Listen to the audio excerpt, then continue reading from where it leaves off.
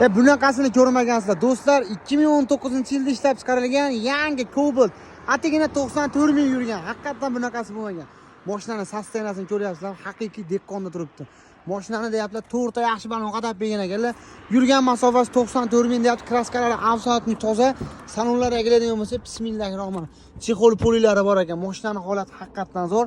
Qirilgan shilingan joyi yo'q ekan. Mana yurganini qarang, 94 ming yurgan ekan. Bunaqasi haqiqatan bo'lmaydi.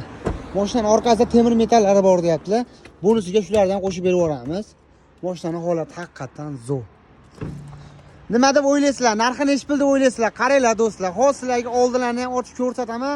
Hayron bo'lmanglar faqat. Nimasiga desam, mashinani deyaptilar, kulish tushmagan motorlariga deyaptilar.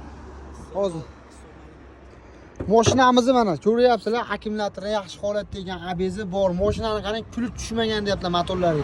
Holat zo'r. Kanisaner, banisaner, ABS hamma yo'g'igacha bor. Mashinamiz top-toza kraska, chaqa-chuqa joyi ham yo'q. Narxi qizig'i, qarang, mashinam 94 ming yurgan, 2019-yil, temir metani bor, ABS, PABS hamma yo'g'igacha bor. Narxi, bo'ladigan narxi, oxirgi narxi 9400 ga deb G'oshtog'ani mashinasiga dekkonamnikiga G'oshtog' bosh qotirmay meni obunachilarimga 9300 ga berasam, jonjigarim deb. Xo'p, degan G'oshtog'san, bo'pti, sizni nomingizdan kelsa 9300 ga baraga beraman oxirgi narxida. Kommentariyaga o'z fikringizni qoldirib ketiring, narxi arzonmi, arzon emasmi? Kommentariyaga qoldirib ketiring. Mana shu videoda Cobalt olaman degan do'stlarga tashlab beringlar. Sog' bo'linglar.